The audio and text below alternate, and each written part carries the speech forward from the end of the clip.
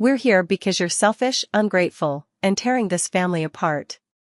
My mother said those words into a microphone while nearly 40 people sat in folding chairs and stared at me. It happened on my 30th birthday. My father stood beside her holding several pages of notes. My older sister had her phone pointed at my face while she streamed everything online. Most people would have cried. Most people would have walked out. I didn't either. I sat there. I listened. I waited. And when they were finally done talking, I said 6 words that changed everything. Funny. I'd been recording too. But before I tell you what happened that night, I need to take you back 3 months. Because none of this started at my birthday party. It started with a phone call I was never supposed to hear. My name is Hannah. I was 30 years old and worked as a nurse in a small hospital outside Columbus, Ohio. I loved my job. It was hard work, but it mattered. The problem was that after spending all day helping strangers, I spent all my free time taking care of my family. And they never seemed to have enough. One Friday night, I finished a 14-hour shift. I was exhausted. My feet hurt. My uniform smelled like coffee and hospital disinfectant. I sat in my car in the parking lot and closed my eyes for a moment. Then I checked my phone. 3 messages. Mom, the insurance bill came. Can you help this month? My sister Olivia, can I borrow $400? I need it for an online course. Dad had simply sent a photo of a bill. No greeting. No explanation. Just another bill. I opened my banking app. The numbers were familiar. I paid part of my parents' mortgage. I paid extra insurance costs. I helped with Olivia's car payment. I bought groceries for the family every week. By the end of the month, nearly half of my paycheck was gone. Meanwhile, I lived in a tiny apartment. My car was old. My windshield was cracked. I had not taken a vacation in 8 years. Still, I never complained. My grandmother Ruth had raised me to believe family should help family. So I helped. What I didn't understand was that helping and being used were not the same thing. Every Sunday, I went to my parents' house for dinner. I always arrived early. I helped cook. I cleaned dishes. I set the table. By the time everyone sat down, I had already been working for an hour. That Sunday seemed normal. Mom was talking excitedly about Olivia's social media account. She's building a brand, Mom said proudly. Dad nodded. Olivia smiled. Everyone praised her. Nobody mentioned the fact that Olivia borrowed money every month. Nobody mentioned that I was helping pay their bills. That part of my life was treated like it was automatic. Like breathing. Like sunshine. Always there. Never appreciated. A few days later, I met my best friend, Claire, for coffee. Claire had known me since college. She was the one person who always told me the truth. She looked at me across the table. You look tired. I'm fine. You say that every time. I laughed. Then I told her about the money. The mortgage. The insurance. The endless requests. Claire listened quietly. When I finished, she asked one question. When was the last time somebody in your family helped you? I opened my mouth. Then closed it. I honestly couldn't think of an answer. That bothered me more than I wanted to admit. The next Sunday changed everything. Dinner was ending. I was standing at the kitchen sink washing dishes. The garage door was slightly open. I heard my father talking on the phone. At first, I paid no attention. Then I heard him laugh. It was strange. It wasn't his normal laugh. It sounded lighter. Younger. Happy. Tuesday works, he said. A woman laughed on the other end. Dad laughed too. I'll tell Diane I'm going bowling. The woman laughed again. 22 years, Dad said. and she still believes it. My stomach dropped. I froze. The water continued running over my hands. I couldn't move. I couldn't breathe. The conversation continued. It was obvious. Dad was having an affair. I finished the dishes without saying a word. I walked outside. Got into my car. And sat there in complete silence. I felt sick. Not only because Dad was cheating, but because Mom had no idea. The family I spent years supporting was built on lies. That night, Claire called me. I told her everything. She was quiet for a long moment. Then she asked, "Did you record it?" "What?" "The conversation." I looked down at my phone. Earlier that week, Claire had suggested recording family conversations. Not for revenge. Just to protect myself. Sometimes family arguments became twisted. People denied things. Changed stories. The recording app had still been running in my pocket. I checked. The entire conversation was there. Every word. I stared at the screen. What do I do now? For now? Claire said softly. Nothing. The next few weeks were some of the hardest of my life. Every Sunday I sat at the dinner table pretending everything was normal. Dad smiled. Mom smiled. Olivia smiled. And I knew things they didn't know I knew. Then another secret landed in my lap. I arrived early one Sunday. The front door was locked. I walked around the back of the house. Mom's bedroom window was open. I wasn't trying to listen. But I heard my name. I stopped. Mom was talking to Aunt Janet on speakerphone. Gary doesn't know about the $14,000. My heart skipped. $14,000? Mom continued. I moved it to my personal account. Aunt Janet laughed. Smart. Then she said something even worse. I already sold the bracelet. What bracelet? Mom asked. Mom's bracelet. Grandma Ruth's bracelet. The bracelet she loved most. The bracelet everyone believed was safely stored away. I got $800 for it, Aunt Janet said. If Ruth asks, tell her it's being cleaned. Both women laughed. Then Mom said something I will never forget. Just don't let Hannah find out. She's the only one who still visits Grandma every week. They laughed again. I stood there frozen. $14,000 hidden away. Grandma's bracelet sold. And all while I was helping pay the mortgage. I felt dizzy. I wanted to storm inside. I wanted to scream. Instead, I stayed quiet. Because my phone was recording. When I got home, I listened to the audio twice. Every word was there. The truth. Cold and clear. Now I had 2 recordings. 2 secrets. 2 cracks in the picture my family worked so hard to paint. The following Sunday brought secret number 3. Olivia's husband, Ethan, wasn't at dinner. He was working an extra shift. He was an electrician. A good man. Hardworking. Kind. The kind of husband people should appreciate. But Olivia had already finished 2 glasses of wine. She leaned toward Mom. Ethan is useless. Mom didn't react. Olivia continued. He can't get promoted. He can't fix anything around the house. I married the wrong guy. I nearly dropped my fork. Mom simply nodded. You could have done better. Olivia sighed. Sometimes I wish I never married him. The words hung in the air. I stared down at my plate. 40 minutes later, Olivia stepped into the hallway and called Ethan. Her voice changed instantly. Hey, babe. Sweet. Warm. Loving. You're the best thing in my life. I almost laughed. Not because it was funny.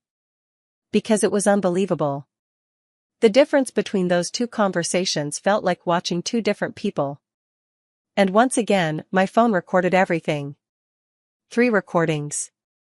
3 secrets. 3 lies. But the biggest one was still coming. A week later, I finally learned why my family had been acting strangely. I was helping clean up after dinner. Mom and Olivia were in the dining room. They thought I had stepped outside. I hadn't. I was around the corner. And I heard everything. We do it on her birthday.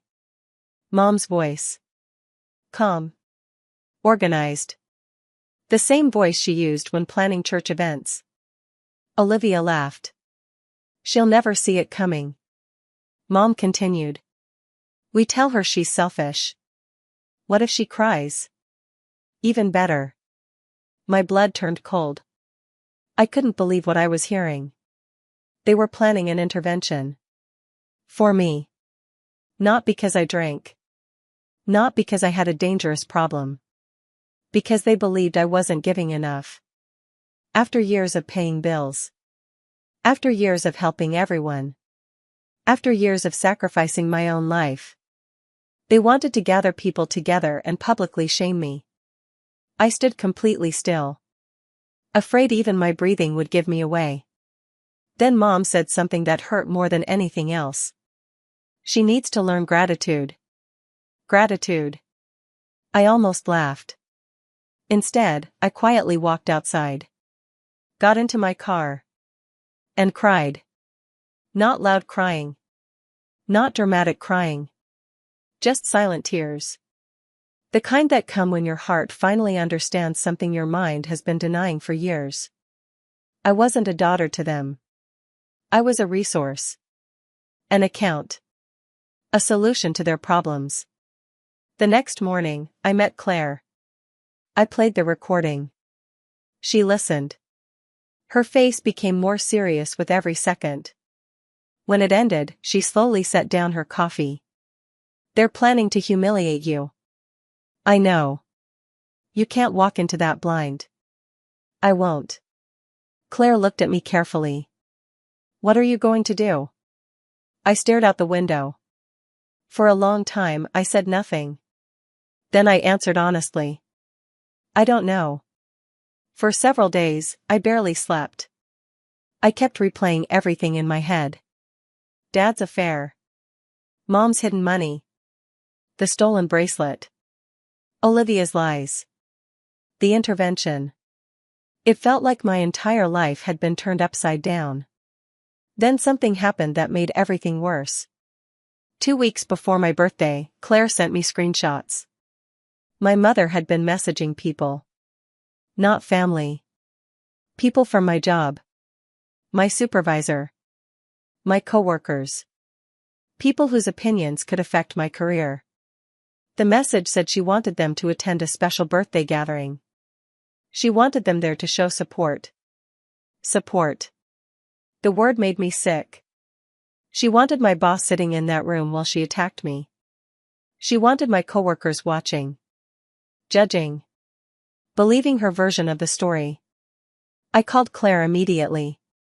My hands were shaking. She invited Marcus. Claire went silent. Then she said quietly, that changes everything. She's trying to destroy me. I know. If my supervisor sees that intervention, he'll never look at me the same way. Claire took a deep breath. Then we make sure the truth is louder. The truth. I thought about those words all night. Maybe Claire was right. Maybe I didn't need revenge. Maybe I just needed protection. Maybe I needed people to hear the full story.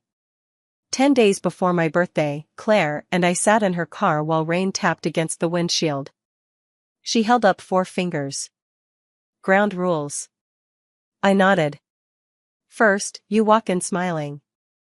Act normal. Okay. Second, let them talk. That won't be easy. I know. But let them finish. I nodded again. Third, ask to speak privately. Just family? Exactly. And if they refuse? Claire looked directly into my eyes. Then comes Rule 4. I already knew what she meant. The recordings. All 4 of them. The truth waiting quietly inside my phone. Claire leaned back in her seat. Once those recordings play, nothing will ever be the same. I knew she was right. But deep down, I also knew something else. Things were already broken. I just hadn't seen it before. And for the first time in my life, I stopped worrying about protecting everyone else. I started thinking about protecting myself. That was the moment everything changed. And my birthday was only 10 days away. The 10 days before my birthday felt longer than an entire year. I still went to work. I still visited Grandma Ruth. I still answered my family's messages. But inside, everything had changed. Every text from Mom felt fake. Every smile from Dad felt dishonest. Every cheerful message from Olivia felt like part of a performance.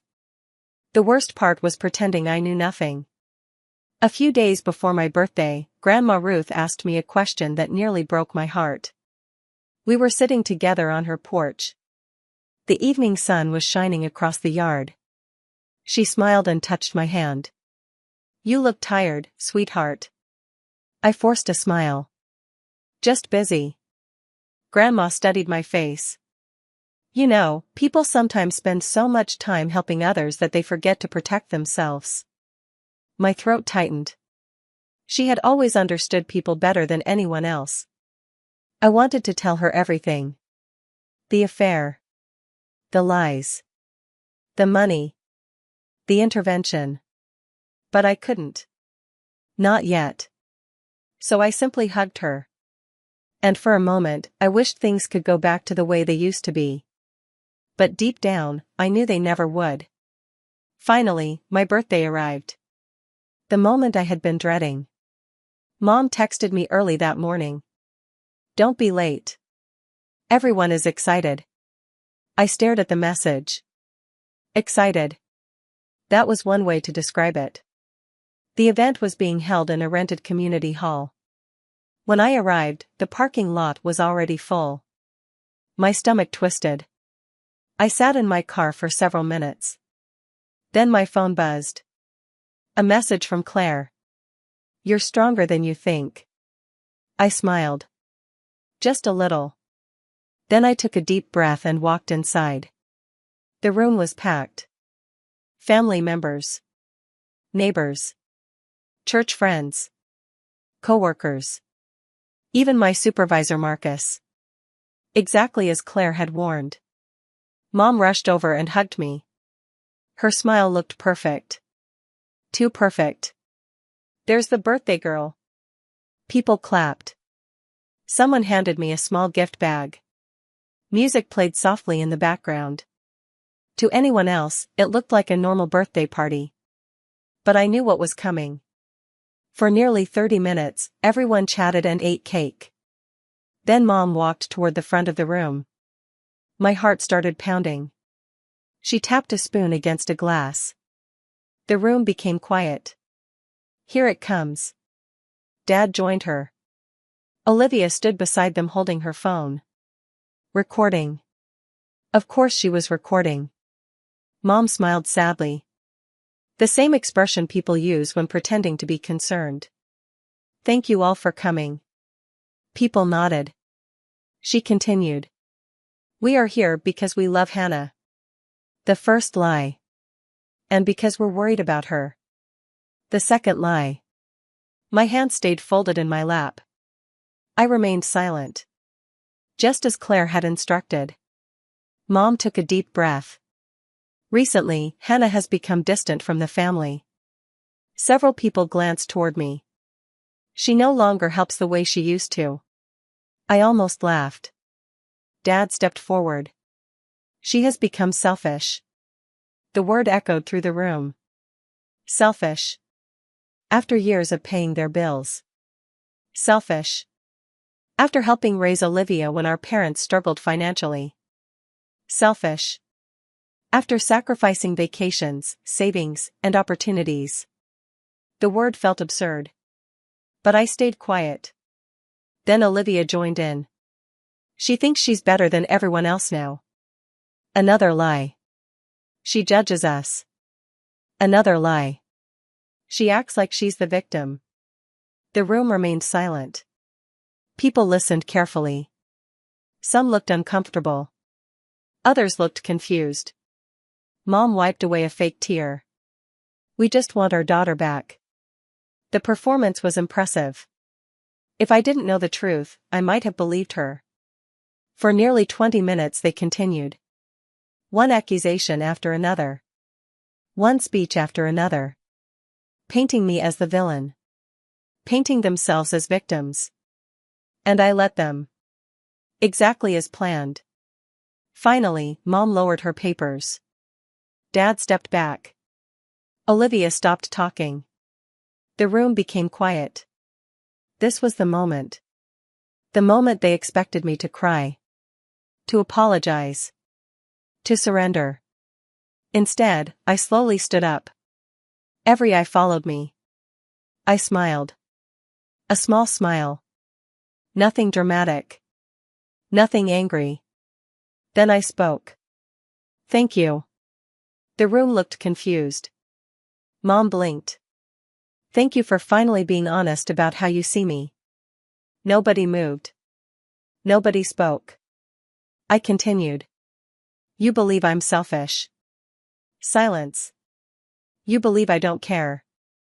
More silence. You believe I'm the problem. I paused. Then I looked directly at my mother. Funny. The room felt frozen. I'd been recording too. The change was immediate. Mom's face lost color. Dad stiffened. Olivia lowered her phone. I pulled my own phone from my pocket. For the first time all night, fear appeared in their eyes. Mom forced a laugh. Hannah, this isn't the time. Oh, I think it is. The room became completely silent. I looked around. At my coworkers. At Marcus. At neighbors. At church friends. Then I pressed play. Dad's voice filled the room. Tuesday works. The woman laughed. I'll tell Diane I'm going bowling. The room went still. A few people turned toward my father. His face became pale. The recording continued. 22 years and she still believes it. Gasps spread through the audience. Mom slowly turned toward Dad. What is this? Dad looked terrified. Honey, listen. But the recording had already said enough. Mom stared at him. Shock filled her face. Real shock. Not the fake emotion she had shown earlier. For the first time that night, she was no longer acting. The room exploded into whispers. Dad looked like he wanted to disappear. But I wasn't finished. I pressed play again. This time, Mom's voice echoed through the speakers. Gary doesn't know about the 14,000. The whispers stopped. People listened. I moved it to my personal account. Mom's eyes widened. No. Then Aunt Janet's voice appeared. I sold Mom's bracelet. Grandma Ruth's bracelet. The room fell silent again. Just don't let Hannah find out. A few people actually covered their mouths. Mom looked horrified. She stepped toward me. Hannah, stop. I shook my head. No. For years I had stayed quiet. Not anymore. I looked toward Grandma Ruth, who had arrived earlier and was sitting in the second row. Tears filled her eyes. Not because of me. Because she had just learned what happened to her bracelet. Mom noticed too. And for the first time, guilt appeared on her face. Real guilt. Then came recording number 3. Olivia's voice filled the room. Ethan is useless. Olivia froze. He can't get promoted. Her husband Ethan slowly stood from his chair. His expression changed with every word. I married the wrong guy. The room became painfully quiet. Then everyone heard the second conversation. Hey, babe. Olivia's sweet voice. You're the best thing in my life. The contrast was brutal. Ethan stared at her. His eyes filled with disappointment. Not anger. Disappointment. Which somehow looked worse. Olivia started crying. But nobody rushed to comfort her. Not this time. Then I played the final recording. The most important one. The intervention plan. We do it on her birthday. Mom's voice. She'll never see it coming. Several people gasped. We tell her she's selfish. The room felt frozen. What if she cries? Even better. Then the final sentence. She needs to learn gratitude. When the recording ended, complete silence filled the hall. No music. No talking. Nothing. Just silence. The truth had finally arrived. And nobody knew what to say. For several seconds, nobody moved. Then Marcus, my supervisor, slowly stood. He looked at me. Then at my family. Then back at me. I think we all owe Hannah an apology. The words hit the room like thunder. Several people nodded immediately. Others looked embarrassed. Because they had believed the story. Until now. Mom looked around desperately. Searching for support. Finding none. Dad sat down heavily. Olivia wiped tears from her face. But things were not over. Not even close. Because the real confrontation happened later that night. Back at my parents' house. Only family. No audience. No microphones. No hiding.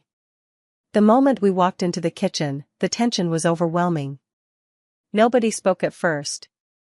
Grandma Ruth sat quietly at the table. Ethan stood near the doorway. Dad stared at the floor. Mom looked exhausted. Olivia kept crying. Finally, Mom broke the silence. You humiliated us. I laughed softly. Not because it was funny. Because I couldn't believe she had said it. I humiliated you? Her eyes narrowed. You could have handled this privately. I stared at her. Like the intervention? She had no answer. The kitchen became silent again. Then Grandma Ruth spoke. Her voice was calm. But powerful. Where is my bracelet? Nobody moved. Nobody breathed. Mom looked down. Aunt Janet wasn't there. She had left the party immediately after the recording. Grandma asked again. Where is my bracelet? Mom started crying. Real crying this time. Not performance. Not manipulation. Just consequences. I'm sorry. Grandma closed her eyes. The disappointment on her face hurt more than any shouting could have. Then Ethan looked at Olivia. His voice was quiet. Did you mean it? Olivia began shaking. No.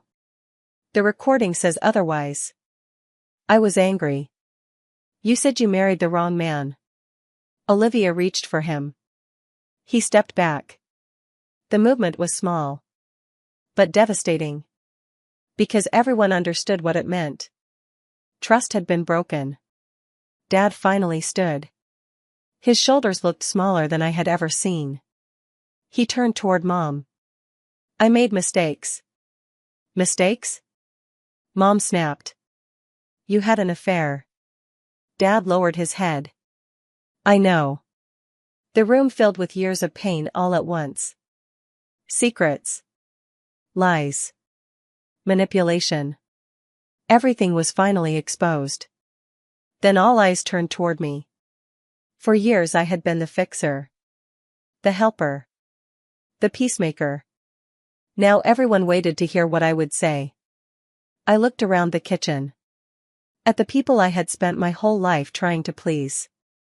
And suddenly, I felt calm. Not angry. Not scared.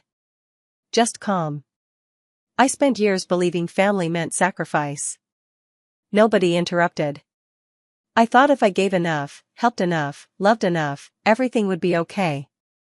Tears filled Mom's eyes. I continued. But family isn't supposed to work like that. I looked directly at her. Family should not use people. Then Dad. Family should not lie. Then Olivia. Family should not take love for granted. The room remained silent. Every word landed exactly where it needed to. Finally, I took a deep breath. I forgive you. Everyone looked shocked. Especially Mom. But forgiveness is not the same as trust. Nobody spoke. Things are changing. My voice stayed steady. I'm not paying anyone's bills anymore. Mom opened her mouth. Then closed it. I'm not solving every problem. Silence. And I'm done being treated like a resource instead of a person. For the first time in years, I felt free. Not because I had won. But because I had finally told the truth. Grandma Ruth slowly stood. She walked over and hugged me. You should have done this years ago. That nearly made me cry. The following months were difficult. Dad moved out. Mom started attending counseling. Olivia and Ethan spent months rebuilding their marriage. Some relationships survived. Others didn't. But one thing changed forever. People finally saw me clearly. Not as a wallet. Not as a helper. Not as someone who existed to solve their problems. They saw me as Hannah. A person. A daughter. A woman who deserved respect. A year later, on my 31st birthday, I celebrated with a small group of friends. No speeches. No surprises. No drama. Just people who genuinely cared about me. Claire raised a glass and smiled. To truth. Everyone laughed. I smiled too. Because she was right. The truth had hurt. The truth had broken things. But the truth had also set me free. And sometimes, freedom is the best birthday gift of all. If this story moved you, don't forget to like the video and subscribe to the channel for more real-life stories like this. And tell me in the comments, what would you have done in my place?